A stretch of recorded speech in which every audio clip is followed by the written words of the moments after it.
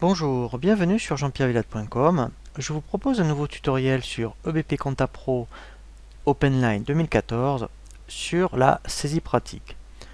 L'objectif de la saisie pratique est de pouvoir saisir sa comptabilité sans connaître le plan comptable. Vous appellerez votre comptabilité directement par rapport au libellé, par rapport aux factures d'achat et aux factures de vente, comme par exemple lorsque vous avez des factures d'achat EDF, le téléphone comme SFR ou Orange, vous appelez directement SFR, EDF et EBP directement vous mettra les comptes correspondants. Ce tuto également est valable pour les versions OpenLine 2012-2013. La première chose qu'il faut faire, il faut qu'une personne par contre connaisse un petit peu les comptes pour associer à chaque fois un libellé au compte. Après, la personne qui va utiliser EBP, par contre, on n'aura plus besoin de connaître le plan comptable. Dans le menu paramètres, dans l'option plan comptable entreprise, nous allons prendre un exemple pour des fournisseurs SFR, pour des clients et pour la banque. Donc pour l'onglet fournisseurs, lorsque l'on crée un compte comme SFR, il faudra que la personne qui va initialiser ce paramétrage pour la saisie pratique mette un intitulé court, donc qui sera, mettons, comme l'intitulé du compte, et cocher pour tous les fournisseurs que vous voulez utiliser nature d'achat. C'est cette option qui fait foi d'envoyer dans la saisie pratique. Donc là, on l'a vu pour le fournisseur. Il faut faire la même chose pour le compte de charge correspondant. Donc là, comme c'est des frais de portable, alors par contre, effectivement, il faut avoir créé le plan comptable au préalable. Donc là, il y a vraiment un tutoriel vraiment destiné sur la création du plan comptable.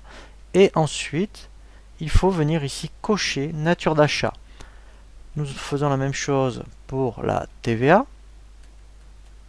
Voilà, donc par contre, je vais mettre dans autre tiers. Voilà.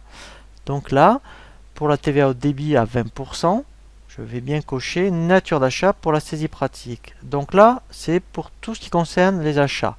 Ensuite, il faut faire la même chose pour les clients. Donc, ici, voilà, j'ai créé un compte qui s'appelle Top Bureau. Et donc, comme c'est un client, dans la saisie pratique, j'ai coché nature de vente. Je fais la même chose pour les produits. C'est donc vos ventes. Donc là, mettons, si je fais, c'est un exemple pour de la formation. Dans le compte de la classe 7, ici, j'ai bien coché nature de vente, toujours pareil l'intitulé court, j'ai mis formation EBP. Pour la TVA ensuite, collecter, voilà, j'ai bien coché nature de vente. Donc là j'ai laissé TVA collecter 20%. Si vous voulez quelque chose de plus parlant, voilà, vous pouvez mettre TVA vente. Là c'est vraiment plus, on va dire c'est proche de la réalité, plus vous trouverez facile ensuite de saisir la comptabilité avec EBP.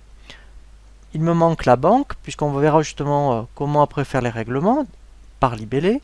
Dans l'onglet financier, je vais mettre ici le 512. Voilà. J'ai coché, alors ça peut servir à la fois pour les achats et pour les ventes, puisque effectivement je peux régler des fournisseurs, mais je peux aussi encaisser des ventes. Et j'ai mis banque. Donc vous pouvez même mettre là à la rigueur le nom de votre banque. Voilà, pourquoi pas BNP. Voilà. Donc il faut faire d'abord tout ce travail avant de pouvoir utiliser la fonction saisie pratique. Maintenant, comment on l'utilise? Dans le volet de navigation quotidien saisie, je vais donc, vous voyez, on a un onglet qui s'appelle mes achats, mes ventes et ma trésorerie. Je vais commencer par faire un achat. Je fais ajouter.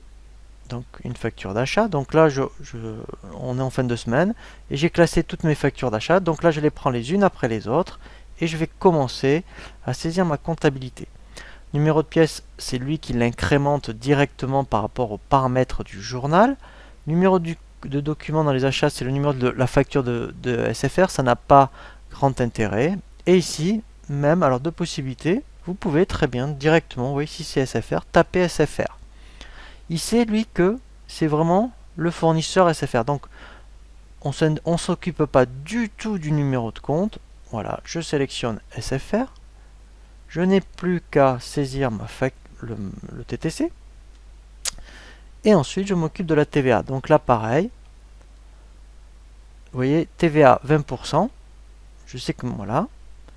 Ensuite, ici, la dernière chose qui manque, c'est effectivement la contrepartie au niveau de la classe I. Donc je ne m'en souviens pas. Je ne connais pas le compte. Si je tape, admettons, alors, je crois que j'avais mis frais. Voilà, portable SFR. Voilà.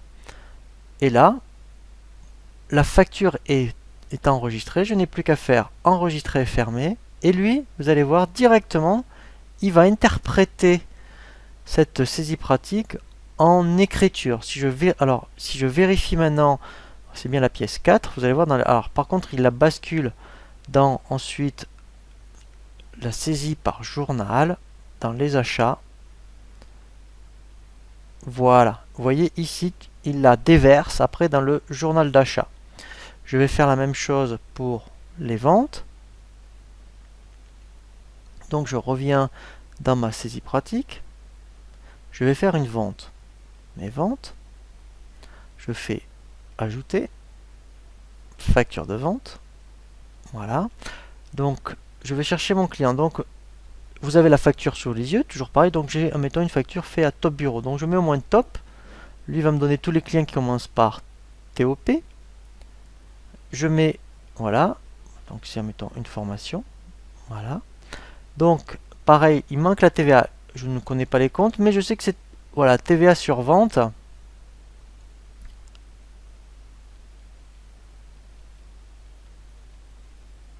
Voilà. Et dernière chose, je sais que c'est une formation. Il suffit que je tape formation. Je vais le taper en minuscule. Voilà. Et là, voilà, il a trouvé tout seul ma ligne. Je fais enregistrer et fermer. Et là, pareil, si je vérifie dans les journaux, au niveau des ventes, l'écriture a été faite. Dernière chose, il me reste à voir maintenant les règlements, enfin en tout cas la trésorerie, soit les règlements fournisseurs, je vais faire les deux d'ailleurs, aussi bien règlement fournisseur que l'encaissement de ma formation. Si je reviens dans saisie pratique, dans ma trésorerie, voilà, je fais ajouter, opération de trésorerie.